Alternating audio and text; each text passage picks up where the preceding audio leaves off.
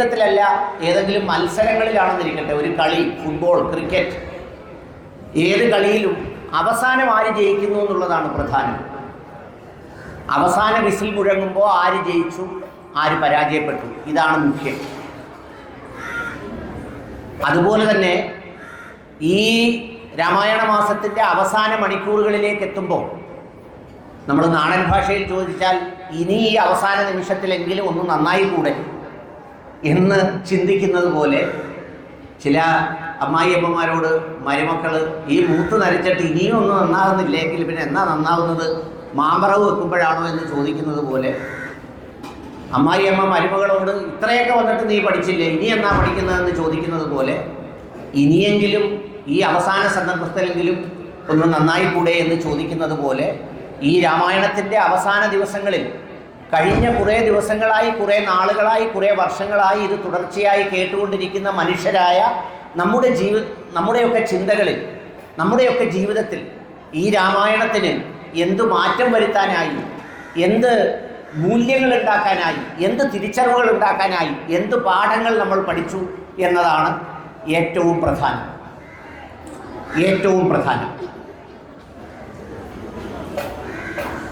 നമ്മളിത് കുറേ ഇങ്ങനെ കേൾക്കുന്നു, പാരായണം ചെയ്യുന്നു, എല്ലാ മതഗ്രന്ഥങ്ങളും ഇങ്ങനെ പാരായണം ചെയ്യുകയാണ് എല്ലാ സ്ഥലങ്ങളിലും. അത് ആകെ ബോധമുണ്ടാക്കുന്നത് ഒരുപക്ഷെ മൈക്ക് ഓപ്പറേറ്ററിൽ മാത്രമായിരിക്കും. ചിലപ്പോൾ അദ്ദേഹത്തിലും ഉണ്ടാവില്ല, കാരണം മൈക്ക് ഓപ്പറേറ്റർ ഇത് കൂലിക്ക് വാടകയ്ക്ക് കൊടുക്കാൻ വരുന്ന ആളാണ്, പുള്ളിക്ക് മൈക്ക് നോക്കിയാൽ മതി. പക്ഷേ ഇത് കേൾക്കുന്ന ആളുകളുടെ ഹൃദയത്തിൽ എത്രത്തോളം ഇത് മാറ്റമുണ്ടാക്കുന്നു എന്നുള്ളതാണ് ഏറ്റവും പ്രധാനപ്പെട്ട കാര്യം. രാമായണം ഒരു ധർമ്മകാവ്യമാണ്.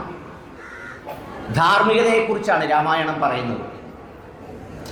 രാമായണത്തിൻ്റെ സാരാംശം എന്താണെന്ന് ചോദിച്ചാൽ, പൂർവം രാമ തപോവനാധിഗമനം, ഹത്വാമൃഗം കാഞ്ചനം, വൈദേഹി ഹരണം ജടായുമരണം, സുഗ്രീവ സംഭാഷണം, ബാലേ നിഗ്രഹണം, സമുദ്രതരണം, ലങ്കാപുരി മർദ്ദനം, സമ്പൂർണ്ണ രാമായണം. ഇങ്ങനെ പറയുന്നൊരു ശ്ലോകമുണ്ട്. അത് രാമായണത്തിൻ്റെ കഥകളെ ആസ്പദമാക്കി, രാമായണത്തിൻ്റെ വഴിത്തിരിവുകളെ ആസ്പദമാക്കി, രാമൻ തപോവനത്തിലാകുന്ന കഥയും മാരീചനെ പിന്തുടരുന്ന കഥയും ലങ്കാദഹനത്തിൻ്റെ കഥയും വൈദേഹി ഹരണവും സുഗ്രീവൻ്റെ സംഭാഷണവും ഒക്കെ ചേരുന്ന ആ കഥയിലെ ഏറ്റവും പ്രധാനപ്പെട്ട ടേൺ അറൗണ്ടുകളെ അഥവാ അതിൻ്റെ കേന്ദ്രീകൃത സംഗതികളെ ആസ്പദമാക്കിയാണ് സമ്പൂർണ്ണ രാമായണം ഇങ്ങനെയാണ് എന്ന് പറയുന്നത്. രാമായണം ഒരു കാലവും ദേശവും അതിജീവിച്ച ഗ്രന്ഥമാണ്.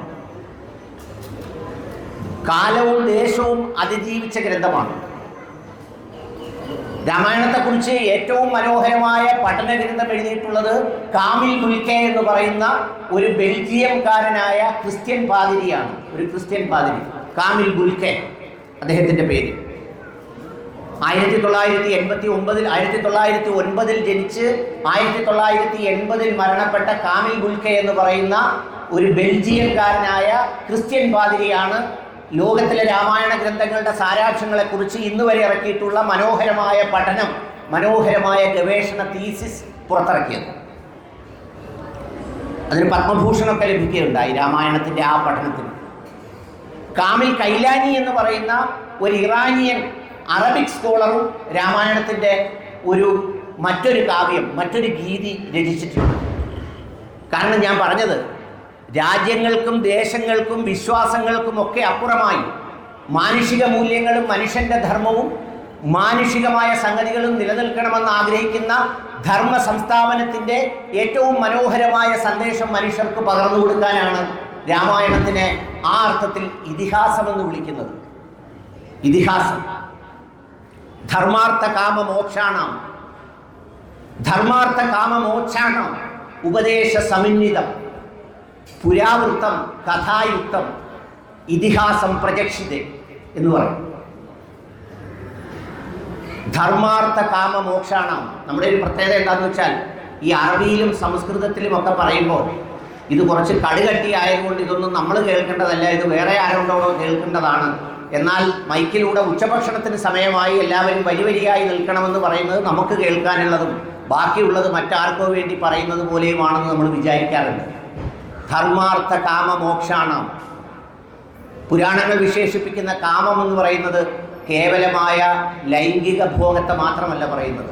എല്ലാ ഭോഗങ്ങളും കാമത്തിൽപ്പെടുന്നതാണ്. എല്ലാ ഭോഗങ്ങളും നമ്മുടെ നവരസങ്ങൾ കൊണ്ട് ആസ്വദിക്കുന്നതെല്ലാം അതെല്ലാം നമ്മുടെ കാമവികാരത്തിൽപ്പെടുന്നതാണ്. കാണുന്നത്, കേൾക്കുന്നത്, നമുക്ക് കേൾക്കുന്നത് ഏറ്റവും രുചികരമായി കേൾക്കുന്നത് എന്താണെന്ന് ചോദിച്ചാൽ വേറെ ആരുടെയെങ്കിലും കുറ്റങ്ങളോ കുറവുകളോ, ആരെങ്കിലും ഒളിച്ചോടിപ്പോയതോ, ആരെങ്കിലും പോലീസ് പിടിച്ചതോ, അപ്പുറത്തെ വീട്ടിലെ ഒരു പെൺകുട്ടി വേറെ ആരെങ്കിലുമായിട്ട് പോയതോ ഒക്കെയാണ്. ഈ അടുത്ത സമയത്ത് ഒരാൾ പറയുന്നുണ്ടായിരുന്നു, ഈ വയറ്റിലേക്ക് കഴിക്കുന്ന വിഷമുണ്ടല്ലോ, ഈ വയറ്റിലേക്ക് കഴിക്കുന്ന വിഷം ഒരാൾ കഴിച്ചാൽ അയാൾ മാത്രമേ മരിക്കുകയുള്ളൂ.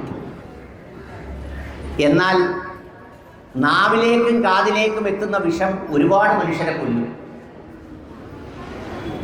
ഒത്തിരി മനുഷ്യരെ കൊല്ലും. വിഷം കഴിച്ചു മരിച്ചു എന്ന് പറഞ്ഞാൽ അയാൾ മാത്രം വിഷം കഴിച്ചു മരിക്കുക. പക്ഷേ ജീവിച്ചിരിക്കുന്ന നമ്മളെപ്പോലെയുള്ള ആളുകൾ എത്രയോ പേരാണ് നാവുകൊണ്ടും കാതുകൊണ്ടും വളരെ വിഷകരമായ ഒരുപാട് അസത്യങ്ങളും ഒരുപാട് തെറ്റുകളും ഒരുപാട് കുറവുകളും ഒരുപാട് ന്യൂനതകളും അപവാദങ്ങളും കൊതിയും നുണയും പറഞ്ഞ് എത്രയോ കുടുംബങ്ങളെ തകർക്കുന്നവർ, എത്രയോ മനുഷ്യരെ തകർക്കുന്നവർ. അപ്പോൾ ധർമാർത്ഥ കാമ മോക്ഷാണാം എന്ന് പറഞ്ഞാൽ ഈ കാമവികാരങ്ങളിൽ നിന്ന്, ഭോഗാതുരതയിൽ നിന്നൊരു മോക്ഷമുണ്ടാകണം. ആ മോക്ഷമുണ്ടാകണമെങ്കിൽ എന്തു വേണം? ധർമ്മവും അർത്ഥവും സൂക്ഷിക്കണം.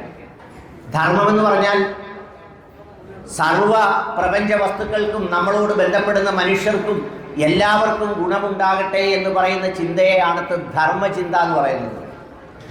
അല്ലാതെ അവള് നശിച്ചു പോട്ടെ, എവള് നശിച്ചു പോട്ടെ, എനിക്കിഷ്ടമല്ലാത്തതുകൊണ്ട് ഈ മരുമോൾ അങ്ങ് ഇല്ലാതാവട്ടെ, അപ്പുറത്തെ വീട്ടിൽ അയൽക്കാരെല്ലാം മലവെള്ളപ്പാച്ചിൽ വന്ന് ഒഴുകിയൊക്കെ പോട്ടെ, ഞാൻ മാത്രം ജീവിച്ചിരിക്കട്ടെ, അങ്ങനെയല്ല. ധർമ്മചിന്തയിൽ പറയുന്നത് പ്രകൃതിയിലുള്ള സർവ്വ വസ്തുക്കൾക്കും സർവ്വ മനുഷ്യർക്കും നീതിയും ധർമ്മവും കിട്ടുന്ന മനോഹരമായ ഒരു ആശയമാണ് ധർമ്മം എന്ന് പറയുന്നത്. ഈ കാമപൂർത്തീകരണത്തിന് വേണ്ടി, ഭോഗങ്ങൾ പൂർത്തീകരണത്തിന് വേണ്ടി നമ്മൾ കഴിക്കുന്നത്, നമ്മൾ നേടുന്നത്, നമ്മൾ സമ്പാദിക്കുന്നത് ഇതെല്ലാം ധർമ്മത്തിൽ അടിസ്ഥിതമായ അർത്ഥമായിരിക്കണം. അഥവാ ധാർമ്മിക മൂല്യങ്ങൾ ഉയർത്തിപ്പിടിച്ചുകൊണ്ട് സമ്പാദിക്കുന്ന പണവും മൂല്യങ്ങളും അത്തരം വസ്തുക്കളും കൊണ്ടായിരിക്കണം ഈ ഭൂമിയിൽ ജീവിക്കേണ്ടത്. അതിലൂടെ വേണം നമ്മുടെ ആഗ്രഹങ്ങളും ആവശ്യങ്ങളും പൂർത്തീകരിക്കാൻ, അതിലൂടെ വേണം മോക്ഷം കരസ്ഥമാക്കാൻ എന്ന് പറയുന്നതാണ് ധർമാർത്ഥ കാമ മോക്ഷാണെന്ന് പറയുന്നത്. അപ്പോൾ ആ അർത്ഥത്തിൽ ചിന്തിക്കുമ്പോൾ രാമായണം പഠിപ്പിച്ചത് ധാർമ്മികതയുടെ കാവ്യമാണ്. രാമായണം പറഞ്ഞത് ധർമ്മത്തിൻ്റെ കാവ്യമാണ്.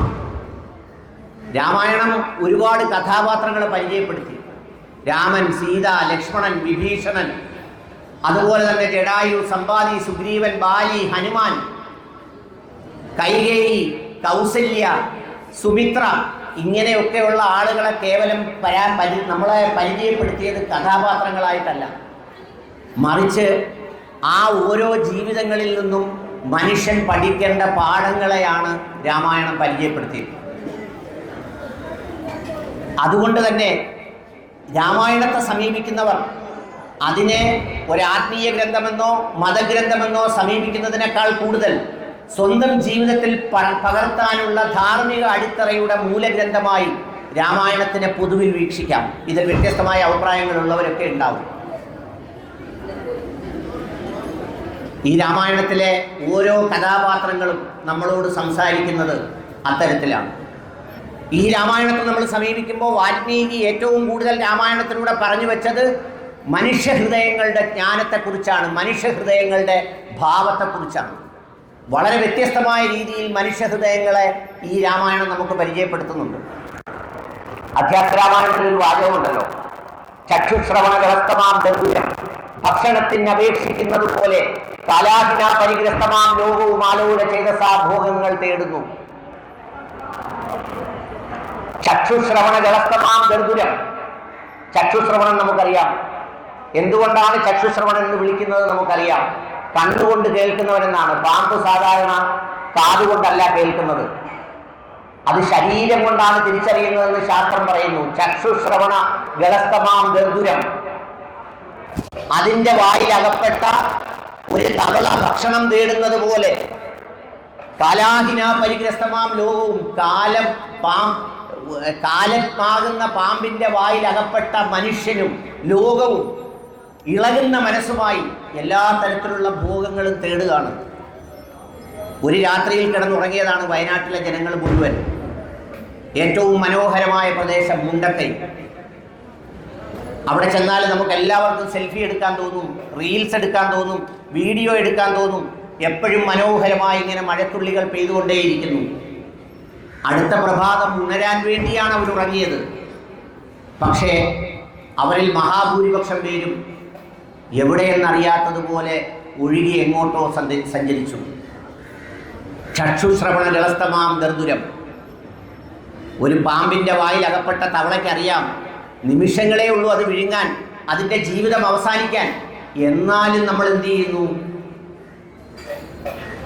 ഈ ആലോല ചേതസ ഭോഗങ്ങൾ തേടുന്നു, വീണ്ടും വീണ്ടും സമ്പാദിച്ചുകൊണ്ടേയിരിക്കുന്നു. കഴിഞ്ഞ ദിവസം നിങ്ങൾ പത്രത്തിലൊരു വാർത്ത കണ്ടു. കൊല്ലത്ത് ഒരു 70 വയസ്സുള്ള ആളിനെ ഒരു പണമിടപാട് സ്ഥാപനത്തിൻ്റെ മാനേജർ വാഹനമെടുപ്പിച്ചു കൊന്നു, കൊട്ടേഷൻ കൊടുത്തു. നമ്മളെല്ലാം വിചാരിക്കുന്നത് വാർദ്ധക്യ കാലത്ത് ഒരുപാട് ആർക്കും കൊടുക്കാതെ സമ്പാദിച്ചു വെച്ചാൽ ഒത്തിരി കാലം ജീവിക്കാവുന്ന. ഈ അപ്പാപ്പന് 70 ലക്ഷമോ 80 ലക്ഷം രൂപ ബാങ്കിലുണ്ടായിരുന്നു. ആ കാശ് കണ്ടാണ് ബാങ്ക് മാനേജർ കൊന്നത്. ആ കാശ് ചിലപ്പോൾ അപ്പാപ്പൻ സമ്പാദിച്ച് അവിടെ ബാങ്കിൽ കൊണ്ടിടാതിരുന്നെങ്കിൽ കുറച്ച് കാലം കൂടെ ചിലപ്പോൾ ജീവിച്ചേനെ. ചില അമ്മമാരുണ്ടല്ലോ നാഭീത് വിടാതെ ചില അലമാരി വെച്ചേക്കുന്നു. അതിനകത്തൊന്നുമില്ല, മൂക്കിപ്പൊടിയും വെറ്റയും പാക്കുകയെ കാണത്തുള്ളൂ, പക്ഷേ താക്കോല് വിടത്തില്ല. അതിനെന്തിനും മരുമോൾ വിചാരിക്കും ഇതിനകത്ത് കള്ളനോട്ട് അടിച്ച് വെച്ചേക്കുമായിരുന്നു. എങ്ങനെങ്കിലും ആ അലമാര തള്ളിയിട്ട് അവരെ കൊന്നിട്ട് ഇതെടുത്ത് തുറക്കുമ്പോൾ കാണാൻ ആകെ കൊയിലപ്പുള്ളിയും 5-6 പേപ്പറുകളേ ഉള്ളൂ. അതുകൊണ്ട് ആരെയും സംശയം ജനിപ്പിക്കുന്ന രീതിയിൽ ഒന്നും കൂട്ടി വെച്ച് കളയരുത്. ഇത് ചെയ്തതാരാ? വലിയ ശമ്പളവും വിദ്യാഭ്യാസവും ഉള്ള ബാങ്ക് മാനേജർ. എത്ര ലക്ഷം രൂപയ്ക്ക് ആ കൊട്ടേഷൻ കൊടുത്തേ? 2 ലക്ഷം രൂപയ്ക്ക്. ഒരു മോൻ എഞ്ചിനീയർ, തിരുവനന്തപുരത്ത് വലിയ വീട്, നല്ല വിദ്യാഭ്യാസം. പക്ഷേ എന്താ പ്രശ്നം? ചക്ഷുശ്രവണ ജലസ്തമാന്തർദുരം. ഭക്ഷണത്തിന് അപേക്ഷിക്കുന്നത് പോലെ കാലാഹിന പരിഗ്രസ്തമാം ലോകവും ആലോല ചേതസാ ഭോഗങ്ങൾ തേടുന്നു.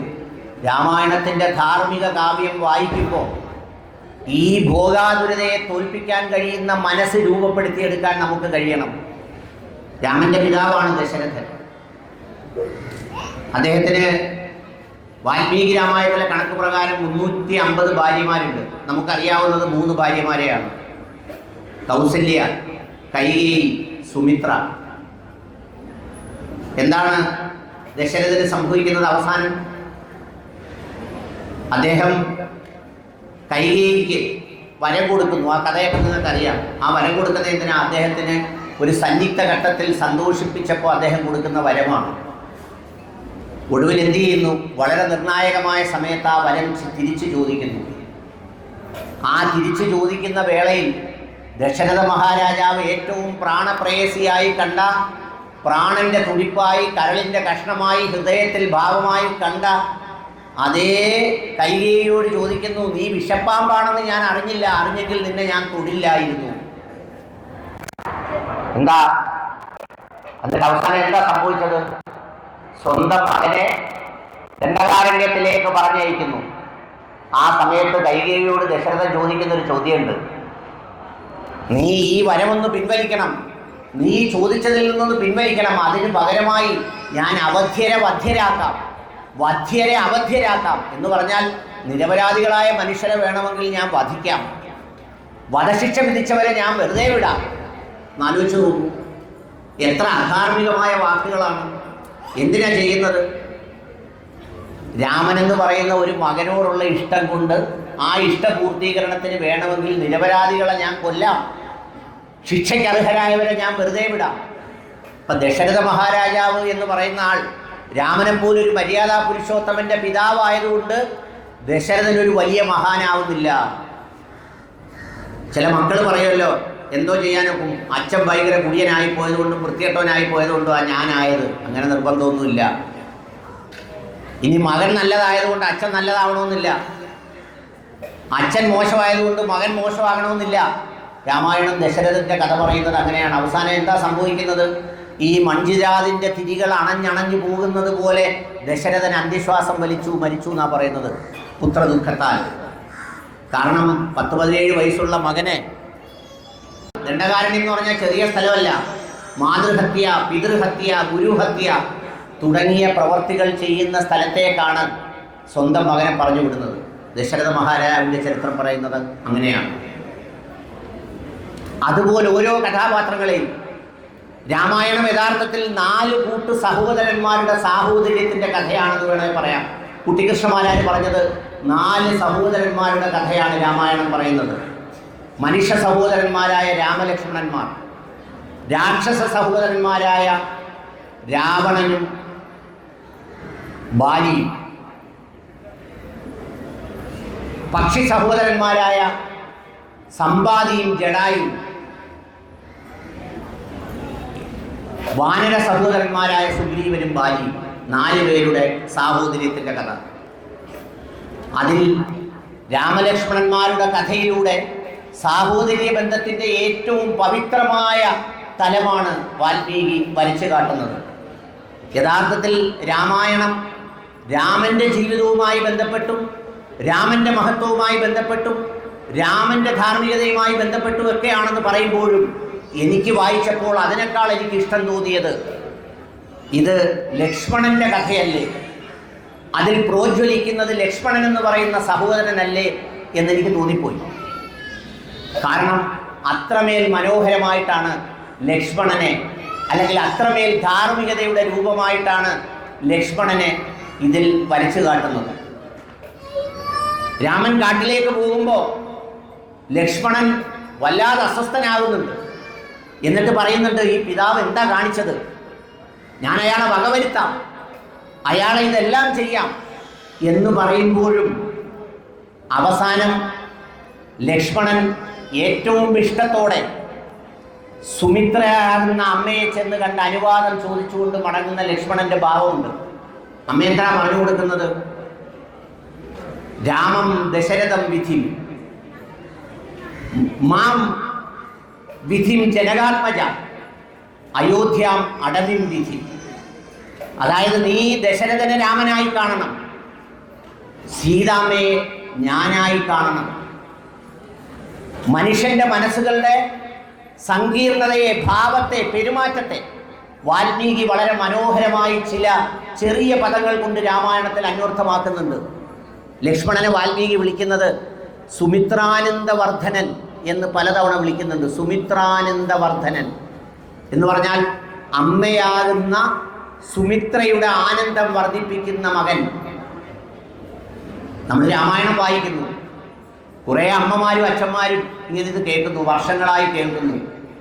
പക്ഷേ ഇന്നത്തെ കാലത്ത് അമ്മയുടെ ആനന്ദം വർദ്ധിപ്പിക്കുന്ന മകൻ, മകൾ എന്നൊക്കെ പറഞ്ഞാൽ ആ ആശയത്തിൽ രാമായണത്തെ ആരെവിടെ സംസാരിക്കുന്നു, ആര് പറയുന്നു, ആര് കേൾക്കുന്നു?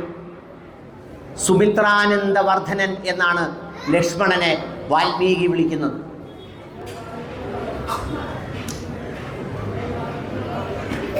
ഈ കഴിഞ്ഞ ദിവസം 2 ദിവസം മുമ്പ്, ഞാനിത് പറഞ്ഞതിൻ്റെ കാര്യം രാമായണ മാസമാണ്, എല്ലാ ക്ഷേത്രങ്ങളിലും രാമായണ മാസം ആചരിക്കുന്നു. 2 ദിവസം മുമ്പ് വളരെ വൃദ്ധയായ ഒരമ്മ ഈ കരുനാഗപ്പള്ളിക്ക് പടിഞ്ഞാറ് വശത്തും തന്നെ വിളിക്കുന്നു. അവർക്ക് സംസാരിക്കാൻ പ്രയാസമുണ്ട്. എൻ്റെ മൊബൈൽ ഫോണിലാണ് വിളിച്ചത്. വിളിച്ചിട്ട് എന്നോട് പറയുന്നത്, ഒരു മകൻ ICUവിലാണ്, ഒരു മകൻ പോലീസ് സ്റ്റേഷനിലാണ്. എന്താ സംഭവം എന്ന് ചോദിച്ചപ്പോൾ അവർ തമ്മിൽ എപ്പോഴും അടിയാണ്. കഴിഞ്ഞ ദിവസം അടിയുണ്ടാക്കി ഒരുത്തൻ്റെ തല ഒരുത്തൻ അടിച്ചു പൊട്ടിച്ചു.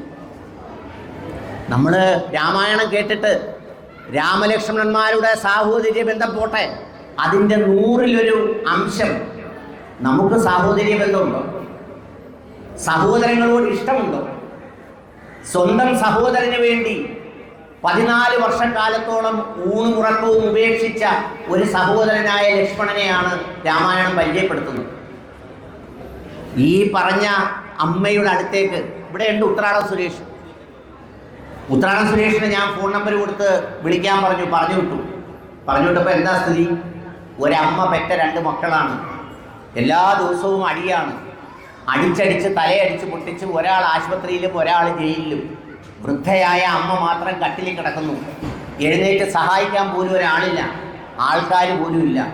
തൊട്ടപ്പുറത്ത് അടുത്ത അമ്പലത്തിലും ക്ഷേത്രങ്ങളിലും രാമായണ മാസാചരണം നടക്കുകയാണ്.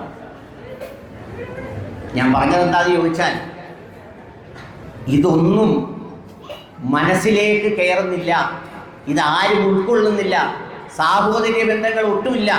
യഥാർത്ഥത്തിൽ ലക്ഷ്മണന്റെ ചരിത്രം, ലക്ഷ്മണന്റെ തിളക്കമാണ് രാമായണം മുഴുവൻ നിറഞ്ഞു നിൽക്കുന്നത്. രാമനെ പോലും ആശാൻ ചിന്താവിഷ്ടയായ സീതയിലൂടെ വിമർശിച്ചിട്ടുണ്ട്. പക്ഷേ ലക്ഷ്മണനെ അങ്ങനെ ഒരു സ്ഥലത്തും ഈ പറഞ്ഞ ധർമ്മം പാലിക്കുന്ന കാര്യത്തിൽ, ദൗത്യം സൂക്ഷിക്കുന്ന കാര്യത്തിൽ, സാഹോദര്യ ബന്ധം നിലനിർത്തുന്ന കാര്യത്തിൽ, മൂല്യങ്ങൾ സൂക്ഷിക്കുന്ന കാര്യത്തിൽ ഒരിക്കലും മാറ്റി നിർത്തിയിട്ടില്ല. നിങ്ങൾ കേട്ടിട്ടുണ്ടല്ലോ ഒരു പാട്ട് ഈ അടുത്ത സമയത്ത്, കാവാലൻ നാരായണ പണിക്കർ അദ്ദേഹം പാടി, അദ്ദേഹം എഴുതി, സംഗീതം നൽകി, നെടുമുടി വേണു പാടിയ ഒരു പാട്ട്. ആലായാൽ തറ വേണം, അടുത്തൊരമ്പലം വേണം, ആലിനു ചേർന്നൊരു കുളവും വേണം.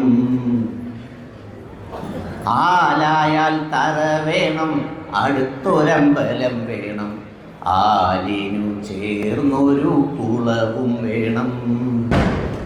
കുളിപ്പാനായി കുളം വേണം, കുളത്തിൽ ചെന്താമര വേണം.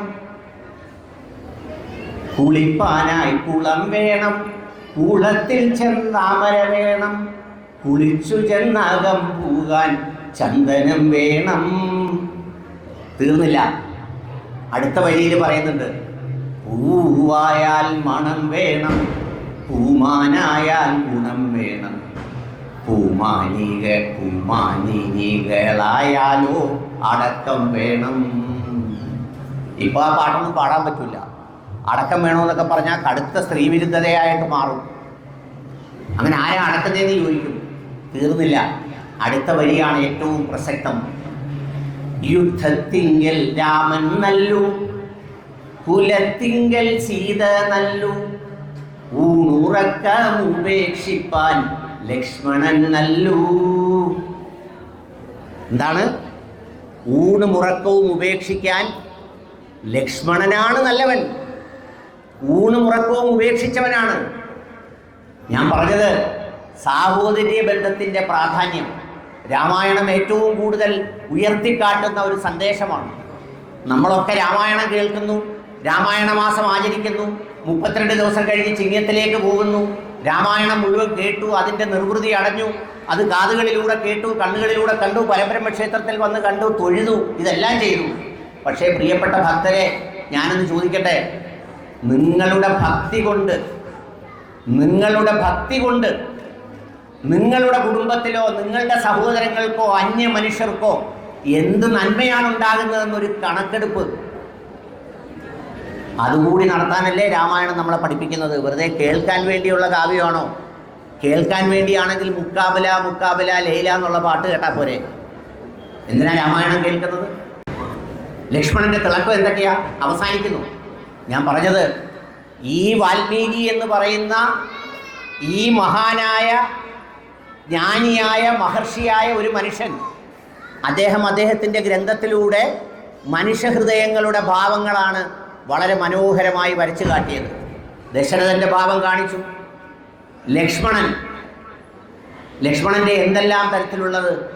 ഈ പറഞ്ഞ യാത്ര ചോദിക്കാൻ ചെന്ന് സുമിത്രയോട് യാത്ര ചോദിക്കുമ്പോൾ അമ്മ പറഞ്ഞു കൊടുക്കുന്നത് അക്ഷരം പ്രതി അനുവദിച്ച് കാട്ടിൽ പോകുന്നു. എന്തിന്? സീതയുടെ ഭാവം പോലും വാൽമീകി വളരെ മനോഹരമായി കാണിച്ചിട്ടില്ലേ? സീതയാരാ? ജനകാത്മജയാണ്, യദുകുലത്തിലെ ഏറ്റവും വലിയ മരുമോളാണ്, എല്ലാമാണ്. കാടിൻ്റെ നടുക്ക് മരമുതി ധരിച്ച് കാട്ടിൽ കഴിയുകയാണ്, രാമനോടൊപ്പം രാമപത്നിയാണ്. അങ്ങനെ രാമലക്ഷ്മണന്മാരും സീതയും കൂടി ഇരിക്കുമ്പോഴാണല്ലോ മാരീചൻ വരുന്നത്. മാരീചൻ വരുമ്പോൾ അതിൻ്റെ സ്വർണ്ണവർണ്ണ നിറം കണ്ട് സീതയ്ക്ക് ഇഷ്ടം തോന്നുന്നു. രാമനോട് അത് കൊണ്ടുവരാൻ പറയുന്നു. അദ്ദേഹം അതിലേക്ക് പോകുന്നു, അവിടെ ചെല്ലുന്നു. ഈ മാരീചൻ രാമൻ്റെ ശബ്ദത്തിൽ നിലവിളിക്കുന്നു. അപ്പോൾ സീത ലക്ഷ്മണനോട് പറയുന്നുണ്ട്, ലക്ഷ്മണ, നീ പോയി രാമനെ നോക്ക്, അദ്ദേഹം അപകടത്തിൽപ്പെട്ടിട്ടുണ്ട്. അപ്പോൾ ലക്ഷ്മണൻ പറയുന്ന മറുപടി എന്താ? ഏയ്, ഒരിക്കലും അപകടത്തിൽപ്പെട്ടിട്ടില്ല, അത് രാക്ഷസ ശബ്ദമാണ്, അത് മായയാണ്. സീത സമ്മതിക്കുന്നില്ല. അവസാനം സീത പറയുന്നുണ്ട്, എൻ്റെ ഉടല് മോഹിച്ചാണ് നീ ഞങ്ങളുടെ കൂടെ വന്നതെങ്കിൽ എന്നാലോചിച്ച് നോക്കൂ, എത്ര കടുപ്പമുള്ള വാക്കാ ലക്ഷ്മണനോട് പറയുന്നത്. അത് അന്ന് മാത്രം ചെയ്തതാണ്. ഇന്നും ചില ഭാര്യമാരും ഭർത്താക്കന്മാരും കുടുംബം കലക്കാൻ വേണ്ടി മനോഹരമായി ഉപയോഗിക്കുന്ന വാക്കല്ലേ അന്യൻ എന്നെ ഒരു വല്ലാത്ത നോട്ടം, നമുക്കിവിടെ താമസിക്കാൻ പറ്റത്തില്ല. ഏത് അയൽവഴക്കുണ്ടായാലും പോലീസ് സ്റ്റേഷനിൽ കേസ് കൊടുത്തു. ജ്യേഷ്ഠനും അനിയനും തമ്മിലുള്ള കേസാണ്. 2 കേസിനകത്തും എഴുതും ജ്യേഷ്ഠൻ അനിയത്തിയെ കയറി പിടിച്ചു, അനിയത്തി ജ്യേഷ്ഠനെ കയറി പിടിച്ചു. എന്തിനാ? കേസ് ബലക്കാൻ വേണ്ടിയാ. എല്ലാം തികഞ്ഞ എല്ലാ ഭാവങ്ങളുമുള്ള സീത, ആ സീത ഒരു ഘട്ടത്തിൽ ഇത്രയും നല്ല മനുഷ്യനായ ലക്ഷ്മണനോട് ചോദിക്കുകയാണ്, ലക്ഷ്മണ, നീ എൻ്റെ ഉടല് മോഹിച്ചാണ് വന്നതെങ്കിൽ നിന്റെ ഉദ്ദേശം നടക്കത്തില്ല കേട്ടോ. ലക്ഷ്മണൻ ഞെട്ടിപ്പോയില്ലേ? ലക്ഷ്മണൻ തകർന്നു പോയില്ലേ? എന്താ സീത ചോദിക്കുന്നത്? എന്താ സീത ഈ പറയുന്നത്? ഇത് കേട്ടപ്പോൾ ലക്ഷ്മണൻ നിർബന്ധിതനായി ലക്ഷ്മണൻ പോയി. ആ സമയത്താണ് പുഷ്പക വിമാനത്തിൽ വന്ന് സീതയെ തട്ടിക്കൊണ്ടു പോകുന്നത്. കുട്ടിക്കൃഷ്ണമാരാർ പറഞ്ഞെന്താണെന്നറിയോ? രാമായണത്തിൻ്റെ നിരൂപണം എഴുതിയപ്പോൾ സീതയ്ക്ക് ഈ ഗതി വന്നതിൻ്റെ ഒരു പ്രധാനപ്പെട്ട കാരണം ആ കുരുത്തക്കേടാണ്. ലക്ഷ്മണനെ പോലെ ഒരാളിനോട് നോക്കൂ, എത്ര മനോഹരമായാണ് വാൽമീകി അത് എത്രയോ വലിയ കഥാപാത്രങ്ങൾ, മഹത്തുക്കളായ കഥാപാത്രങ്ങൾ, രത്നതുല്യരായ കഥാപാത്രങ്ങളുടെ ഉള്ളിൽ നടക്കുന്ന മനോഹരമായ മനോവ്യതിയാനങ്ങളുടെ ഹൃദയജ്ഞാനത്തിൻ്റെ ഭാവവ്യത്യാസങ്ങൾ വാൽമീകി എത്ര മനോഹരമായിട്ടാണത് പറഞ്ഞിരിക്കുന്നത്. ആശാൻ ചിന്താവിഷ്ടയായ സീതയിൽ ഇതിന് സീതയെ കൊണ്ട് മാപ്പ് പറയിച്ചു.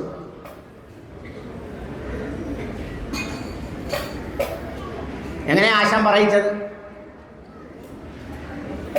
കരുണാമയനായ അനുജ പൊറുക്ക നീ, കരുണാമയനായ അനുജ പൊറുക്ക ഞാൻ, നിനയാതോതിയ കൊള്ളി വാക്കുകൾ, മനസ്സിലൊന്നും വിചാരിക്കാതെ ഞാൻ പറഞ്ഞു പോയ കൊള്ളി വാക്കുകൾ നീ പൊറുക്കണേ. അനിയന്ത്രിതമായി ചിലപ്പൊഴി മനമോടാത്ത കുമാർഗമില്ലടൂ. ആശാൻ വലിയ കടുപ്പക്കാരനാണ്. ആശാൻ കടുപ്പത്തിലാണ് ചിന്താവിഷ്ടയായ സീത എഴുതിയത് മൊത്തം. രാമൻ്റെ പല പ്രവൃത്തികളും ആശാൻ ചിന്തിക്കുന്ന സീതയിലൂടെ വിമർശന വിധേയമാക്കി. എങ്കിലും അതിൽ ലക്ഷ്മണനോട് എന്ത് ചെയ്തു? മാപ്പ് പറയിച്ചു സീതയെ കൊണ്ട്. കനിവാർന്ന അനുജ പൊറുക്ക ഞാൻ, അല്ലയോ കനിവുള്ള അനുജ, നീ എന്നോട് പൊറുക്ക്.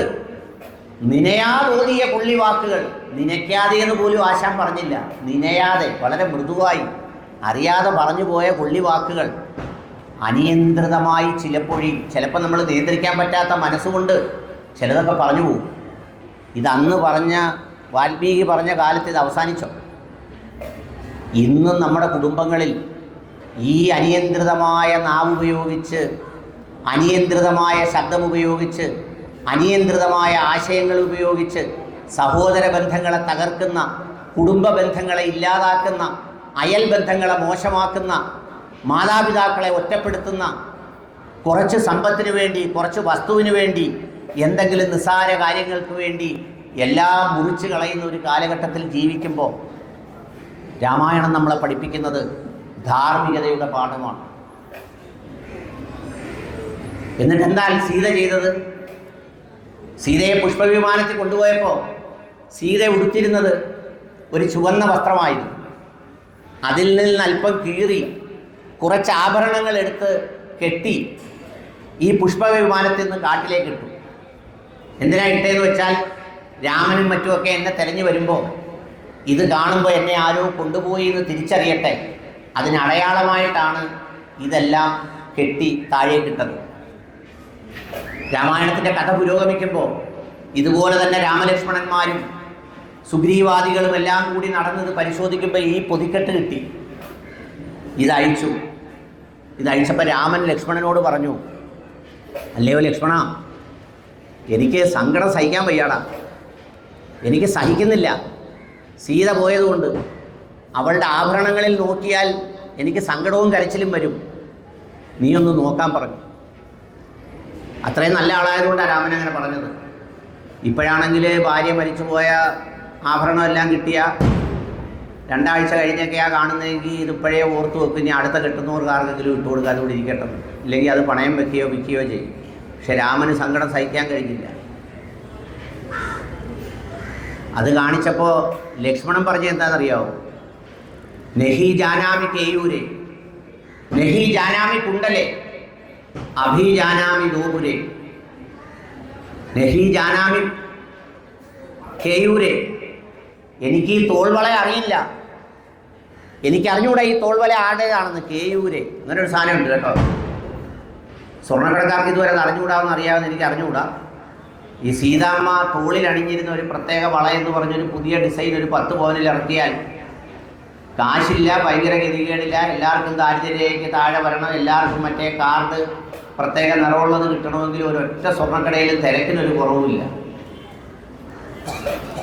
എനിക്ക് ഈ തോൾവല അറിയില്ല, എനിക്ക് ഈ കാതിലെയും അറിയില്ല. പക്ഷേ എനിക്ക് ഈ നോപുരം അഥവാ ഈ കാലിൽ കെട്ടിയിരിക്കുന്ന പാദസരം എനിക്കറിയാം. അതെന്നും ഞാൻ തൊട്ടു വന്ദിക്കുന്ന ഒരമ്മയുടെ പാദസ്വരത്തിൻ്റെ രൂപമാണിത്. ആ ലക്ഷ്മണനെയാണ് സീത എന്തു പറയുന്നത്? നീ എൻ്റെ ഉടൽ മോഹിച്ചാണ് വന്നതെങ്കിൽ നിന്റെ ആഗ്രഹം നടക്കില്ല ലക്ഷ്മണ എന്ന് പറഞ്ഞെടുത്താണ് ലക്ഷ്മണൻ പറയുന്നത്. ഒരുപക്ഷെ ലക്ഷ്മണൻ സീതയുടെ മുഖത്ത് മാത്രം നോക്കി ഇത് സീതയാണ് എന്ന് പറയാൻ കഴിയുമായിരുന്നില്ല എന്ന ഭാവത്തിലാണ് വാൽമീകി രാമായണത്തിൽ ലക്ഷ്മണനെ രൂപപ്പെടുത്തിയിരിക്കുന്നത്. ഓരോ കഥാപാത്രങ്ങളുടെ ഹൃദയവികാരങ്ങളുടെ വ്യത്യാസമാണ് ഞാൻ പറയുന്നത്.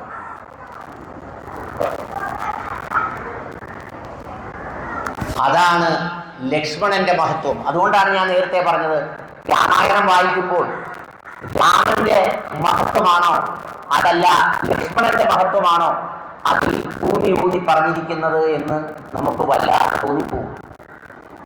4 കൂട്ട് സഹോദരന്മാരുടെ കാര്യങ്ങൾ പറഞ്ഞപ്പോ രാമലക്ഷ്മണന്മാരുടെ ജടായുടെയും സമ്പാദിയുടെയും ഒക്കെ ഈ സാഹോദര്യത്തിന്റെ മഹത്വമാണ്, രക്തബന്ധത്തിന്റെ മഹത്വമാണ്. പക്ഷെ നിർഭാഗ്യവശാൽ നമ്മൾ രാമായണം വായിക്കുന്നു, രാമായണം കേൾക്കുന്നു, രാമായണം പറയുന്നു, രാമായണത്തിന്റെ പാട്ട് കേൾക്കുന്നു, അത് വലിയ പുണ്യമായി കാണുന്നു. പക്ഷെ ഇതെല്ലാം പുണ്യമായി കാണുമ്പോഴും നമ്മുടെ ഹൃദയങ്ങളിൽ ഇതിൻ്റെ മൂല്യങ്ങളെ സംബന്ധിച്ച് ഒരു സംഗതിയുമില്ല. ലോകത്ത് ഒരുപാട് അമ്പലങ്ങളുണ്ട്, ദേവാലയങ്ങളുണ്ട്, അവിടെയൊക്കെ പ്രതിഷ്ഠകളുണ്ട്. പരബ്രഹ്മ ക്ഷേത്രമുണ്ട്, വിഷ്ണു മഹാദേവന്റെ ക്ഷേത്രമുണ്ട്, പലർക്കുമുണ്ട്. പക്ഷേ വാൽമീകിയുടെ പേരിൽ ഒരു ക്ഷേത്രമുണ്ട്, വാൽമീകിയെ പ്രതിഷ്ഠിച്ചിരിക്കുന്ന ഒരു ക്ഷേത്രം. രാമായണം ഇത്രയും നാളായിട്ട് കേൾക്കുന്ന ഞാൻ ഈ രാമായണം കേൾക്കാൻ വന്നപ്പോൾ എൻ്റെ ഒരു സുഹൃത്ത് പറഞ്ഞു, നിങ്ങൾക്ക് ഹിന്ദുക്കളുള്ള സ്ഥലത്ത് പോയി രാമായണം എന്തും പറയാം, ഒരു കുഴപ്പമില്ല, കാരണം അവർക്കാർക്കും ഒന്നും അറിഞ്ഞുകൂടാ, നിങ്ങളൊക്കെ പറഞ്ഞാൽ മതിയെന്ന്. ഞാൻ പറഞ്ഞ അങ്ങനൊന്നുമല്ല, ഓച്ചറ അമ്പലത്തിലുള്ളവർക്കൊക്കെ ഇത് കൃത്യമായിട്ട് അറിയാം. അപ്പോൾ അതുകൊണ്ടാണ് ഞാൻ ചോദിക്കുന്നത്, എവിടെയാണ് വാൽമീകി ക്ഷേത്രം ഉള്ളതെന്ന് ആർക്കെങ്കിലും ഒന്ന് പറയാമോ?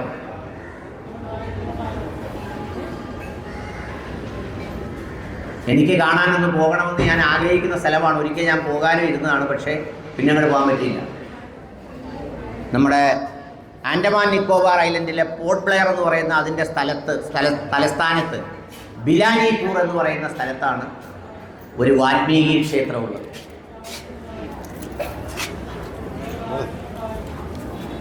ഒരു വാൽമീകി ക്ഷേത്രമുള്ളത്.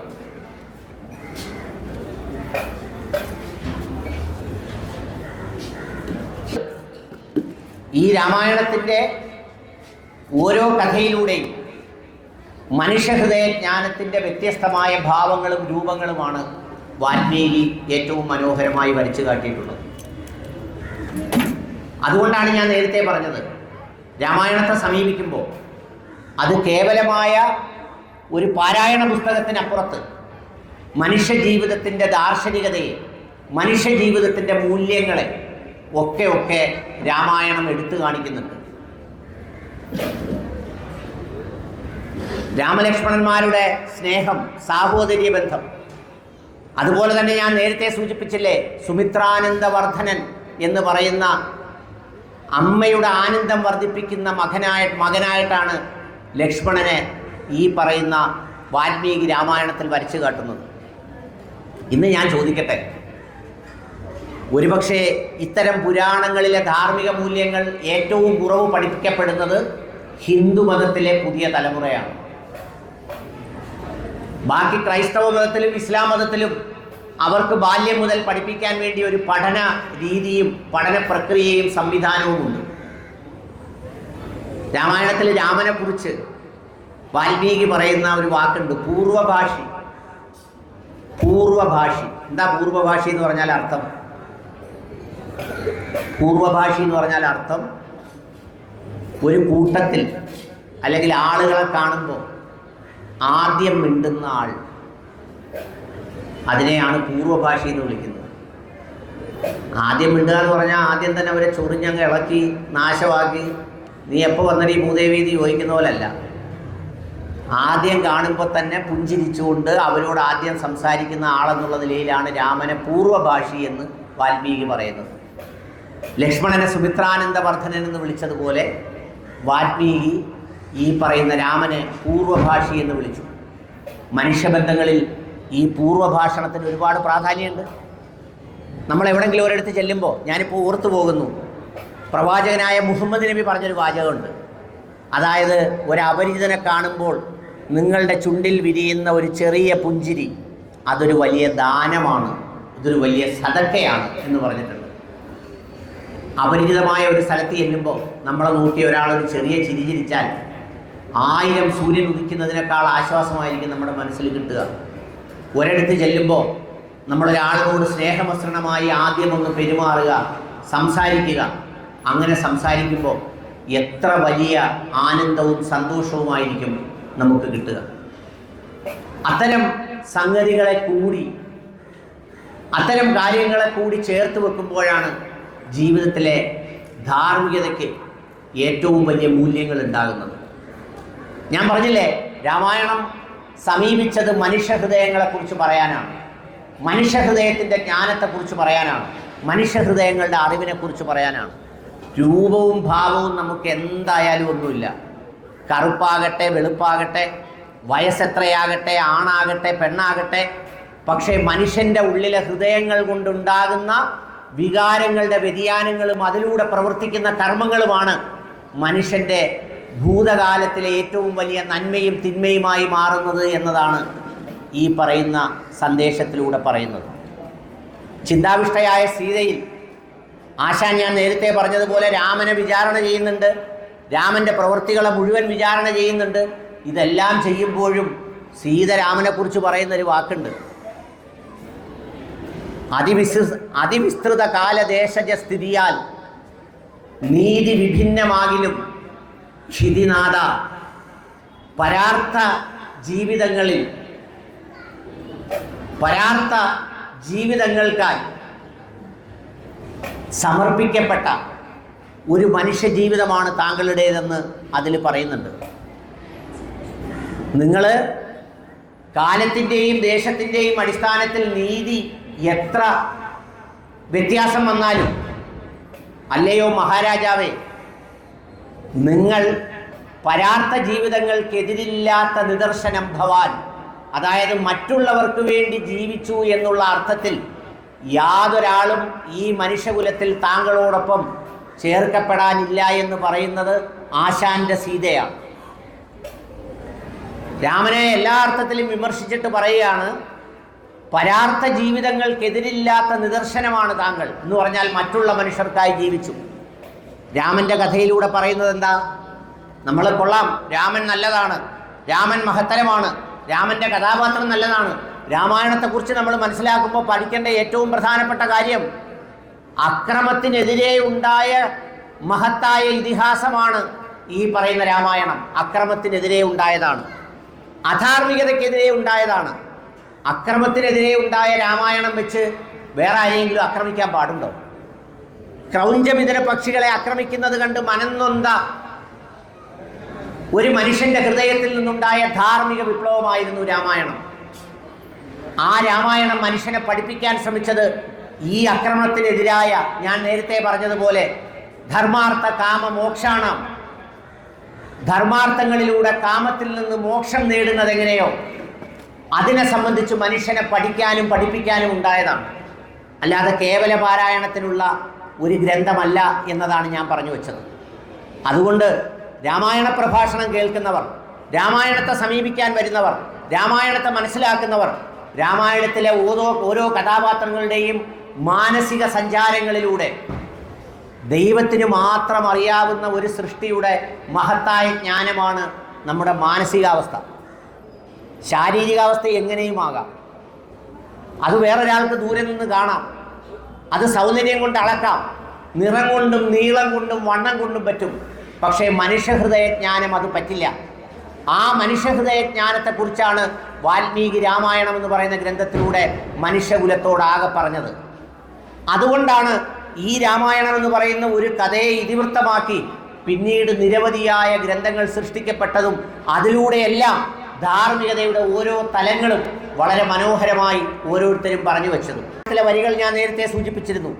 ചക്ഷുശ്രവണ കളസ്തമാം നിർദുരം ഭക്ഷണത്തിന് അപേക്ഷിക്കുന്നത് പോലെ കാലാഹിന പരിഗ്രസ്തമാം ലോകവും ആലോല ചേതസാ ഭോഗങ്ങൾ തേടുന്നു.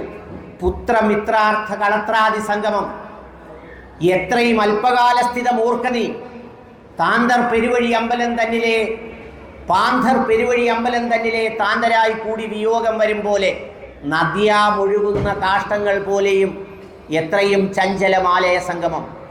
എത്രയോ കാലങ്ങൾക്ക് മുമ്പ് എഴുതിയ അധ്യാത്മരാമായണത്തിലെ വരികളെടുത്ത് വർത്തമാന കാലഘട്ടത്തിലെ സംഭവങ്ങളുമായി ഞാൻ ആദ്യം സൂചിപ്പിച്ചതുപോലെ ഇന്നലകളിൽ നടന്ന വയനാടിൻ്റെ ദുരന്ത മനുഷ്യ ദുരന്തവുമായി ബന്ധപ്പെടുത്തി നമ്മളൊന്ന് ചിന്തിച്ചു നോക്ക്. അല്ലെങ്കിൽ ഞാൻ നേരത്തെ പറഞ്ഞ 2 കൊലപാതകങ്ങളെ സംബന്ധിച്ചൊന്ന് ചിന്തിച്ചു നോക്ക്. അഗതി മന്ദിരങ്ങളിലും അനാഥ മന്ദിരങ്ങളിലും ഇവിടുത്തെ തന്നെ അന്തേവാസി മന്ദിരങ്ങളിലും കിടക്കുന്ന മനുഷ്യ ജീവിതങ്ങളെക്കുറിച്ച് ചിന്തിച്ചു നോക്ക്. ഇതിനൊക്കെ മാറ്റം വരുത്താനുള്ള രാസസൂത്രവാക്യം അതുണ്ടാകേണ്ടത് മനുഷ്യൻ്റെ ഹൃദയത്തിലാണ്. ആ മനുഷ്യഹൃദയത്തിൻ്റെ ഭാവങ്ങളെക്കുറിച്ചാണ് വാൽമീകി പറഞ്ഞത്.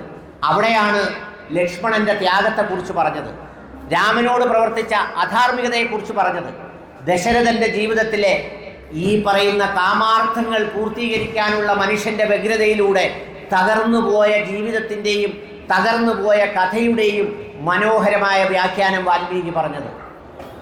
യഥാർത്ഥത്തിൽ ദശരഥൻ്റെ ഭോഗാതുരതയിലുണ്ടായ ആ ഇഷ്ടങ്ങളുടെ ഭാഗമായി വന്ന ഒരു ചെറിയ സമ്മാനം അല്ലെങ്കിൽ ഭാര്യയ്ക്ക് കൊടുത്ത ഒരു വരം, ആ വരത്തിൻ്റെ പ്രയോഗത്തിലൂടെയാണ് ഈ രാമായണം എന്ന് പറയുന്ന കഥയുടെ വഴിത്തിരിവ് ആരംഭിക്കുന്നത് തന്നെ.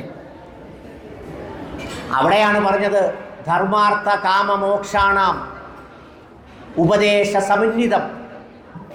ധർമാർത്ഥ കാമമോക്ഷാണാം, നിങ്ങൾ കാമവികാരങ്ങളിൽ നിന്ന് ഭോഗാതുരതയിൽ നിന്ന് മോക്ഷം നേടുമ്പോൾ, ആ മോക്ഷം നേടാൻ വേണ്ടി അർത്ഥങ്ങൾ അഥവാ സമ്പത്ത് വിനിയോഗിക്കുമ്പോൾ ധാർമ്മികതയുടെ ഏറ്റവും മനോഹരമായ ഏടുകൾ, അതിൻ്റെ ഗീതികൾ, അതിൻ്റെ സത്യങ്ങൾ നിങ്ങൾ മറന്നു പോകരുത്.